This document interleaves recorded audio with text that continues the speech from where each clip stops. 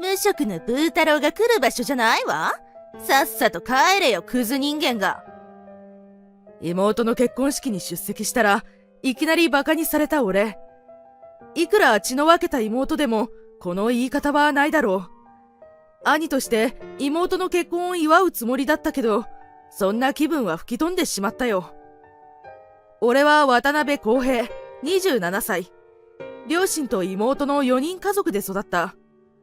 父親は地元の市役所に勤める公務員で、母親はパート勤めのよくある平凡な家族。だったのならよかったんだが、両親は妹の瑞穂を溺愛した。なぜか長男の俺よりも妹を可愛がっているのは誰の目にも明らかだった。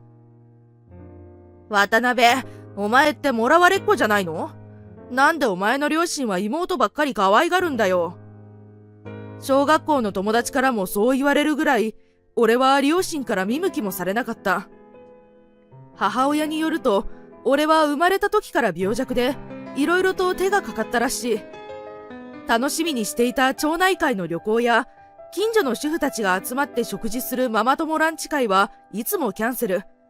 最悪だったのは、母親の学生時代からの親友が病気で入院した時も、病弱な俺のせいでお見舞いにも行けず、結局死に目に会えなかったことだ。それ以来、母親の俺に対する態度が一変した。私の人生をめちゃくちゃにしたのは康平。お前のせいだよ。ことあるごとに母親は俺に愚痴った。実際、両親の人生を窮屈なものにしたのは俺のせいだったかもしれない。でも、俺が病弱で生まれたのは俺のせいなのか？そうじゃないだろ？俺と正反対に妹の瑞穂は全く手がかからない赤ん坊だった。風邪もひかない元気な子供で、しかも学校の成績は優秀。絵のコンクールでは両親をモデルにした作品が優秀賞を取って賞状までもらった。病弱で学校も休みがち、成績もいまいちの俺よりも妹の瑞穂を可愛がる両親の気持ちもわからなくはない。病弱で将来の見通しが暗い俺より出来のいい瑞穂に期待するのも当然かもしれないよ。だからって夕食のおかずまで差をつけることはないだろう。中学に上がる頃は俺も元気になって部活をやれるようになったんだ。腹ペコで家へ帰ると妹の皿には揚げたてのとんかつ、俺はインスタントのふりかけだけ。いくらなんでも差がありすぎるだろうが、腹ペコの俺が妹のとんかつを一切れいただこうとすると、いやしねえこの泥棒猫と母親のげんこつが飛んできた。罰としてふりかけご飯も取り上げられて泣きべそをかく俺を、妹はニヤニヤ笑いながらとんかつを頬張っていたっけ。夏休みに家族揃って遊園地へ行った時のことは今も忘れない。両親と妹は1日使えるフリーパス券を購入。俺は入場券のみ。両親と妹はメリーゴーランドもジェットコースターも乗り放題。でも俺は指をくわえて見ているだけ。俺もジェットコースターに乗りたいよ。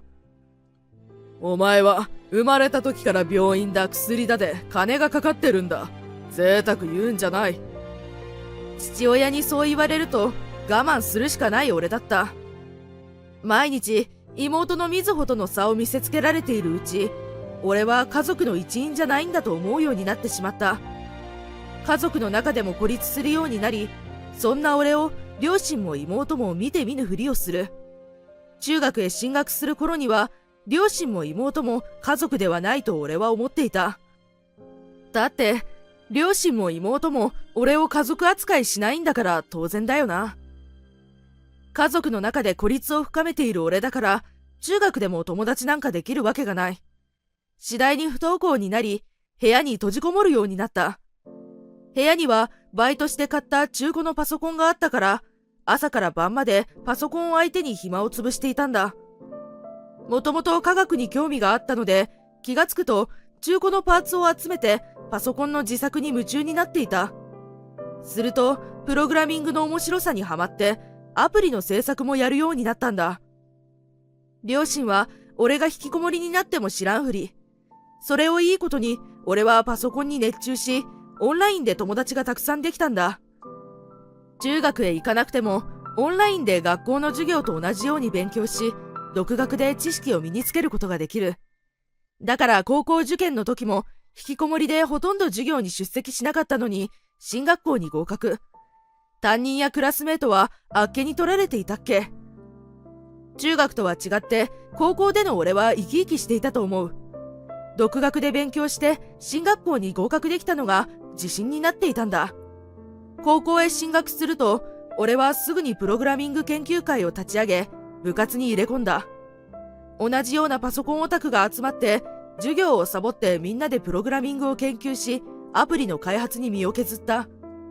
将来は理工系の大学へ進んで、技術者になるという将来の設計図まで思い描くようになった俺。だが、大学へ行きたいだって？いつまで親のすねをかじる気なの？高校を辞めてすぐにでも働いて家にお金を入れたらどうなの？ねえ、お父さん。そうだな。お前が大学だなんて猫に小判だ。早く社会に出て働いて、親に楽をさせてくれ。両親に相談した俺がバカだった。俺には高校中退を進めるくせに、妹の瑞穂には大学までエスカレーター式に進学できる私立のお嬢様学校へ進学させたんだから。もう家族に頼るのはよそう。俺は俺の人生を自分で切り開くんだ。そう覚悟を決めた俺は、プログラミングで鍛えた知識と技術力を使い、オンラインでバイトを始め、大学進学のための学費を稼いだ。パソコンを使ったオンライン作業のバイトは単価が良くて、一般的なバイトよりもたくさん稼ぐことができたんだ。第一志望の理工系大学へ進学が決まると、俺は実家を出ることにした。両親も妹も俺を引き止めようとはしなかった。それどころか、俺がバイトでたっぷり学費を貯めたことを知ると、お兄ちゃん、今まで育ててもらった恩返しをしてから出て行きなさいよ。妹の瑞穂は親への恩返しとして金を払えという。恩返し？俺は親らしいことをしてもらった覚えはないよ。高校の学費だって食費だって俺の分はバイトしてちゃんと払っただろ。それ以外にもいろいろお金がかかってるんだ。なんて親不孝な息子なんだろう。母親が嘆くので頭に来た俺は貯めた学費の100万円を叩きつけてやった。親が子供との縁を切ったという話はあるが、うちの場合は子供が親との縁を切ったのだ。俺はもう二度と戻らないつもりで家を飛び出した。だが学費がパーになってしまったので、せっかく合格した理工系大学への進学は諦めるしかなかった。さすがの俺も落ち込んで、しばらくは働く気にもならず、無職のその日暮らしになった。そんな俺を見た妹は、偉そうなこと言って家を飛び出して、結局は無職のプーだろうじゃないの。と見下すのだった。1年間浪人するつもりで、またパソコンでバイトしながら学費を貯めればいいか。そう思い直して、俺は安アパートの一室を借りて、オンラインのバイトを始めた。うざったい家族がいなくなったので、自由気ままにパソコンを操り、好きなプログラミングをさらに極めていった。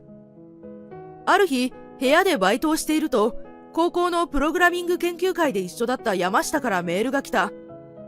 山下は理工系大学へ進学していたのだが、折からのベンチャー企業ブームに影響されて、IT 企業を立ち上げる気になったという。頼りになるのは渡辺。お前しかいないんだ。頼むから独立を手伝ってくれないか。俺は大学生だから、お前がリーダーになってくれると助かるんだよ。とりあえず俺は山下と会って IT 企業の詳しい内容を説明してもらった。すると、俺が独学で勉強してきたプログラミングやアプリの知識を活かせることが分かったんだ。お前が社長で、俺は副社長でいい。やってくれるか、渡辺。分かった。大学へ進学するより、自分の知識と技術でベンチャービジネスに挑戦する方が面白そうだ。二人でやってみよう。こうして俺は大学進学を取りやめ、山下と一緒にベンチャービジネスの世界へ飛び込むことになった。中学の頃から部屋に引きこもってコツコツと磨いてきたプログラミングやアプリ制作の技術力だけが俺の頼りだった。たとえ失敗しても俺には家族もいないし、失うものは何もない。最初に手掛けたビジネス向けソフトの売れ行きはいまいちだった。だが、大手の IT 企業が俺たちのベンチャービジネスに注目して、次のスマホ用アプリの開発を任せてくれたんだ。企画の段階で難航したが、最終的に俺のアイデアが採用された。スマホ用アプリの開発まで1年かかったが、発売されると IT 関連のマーケットで評判になってバカ売れ。増産に次ぐ増産で、その年のベストアプリのナンバーワンに選ばれた。俺と山下が起業したベンチャービジネスは、起業2年目にして1億円の年商を誇る会社に急成長を遂げることができた。ベンチャービジネスが軌道に乗り、一部上場の声が上がり始めた頃、俺のデスクに一通の招待状が届いた。俺の妹、みずほの結婚式の案内状だった。どうして今頃、俺に？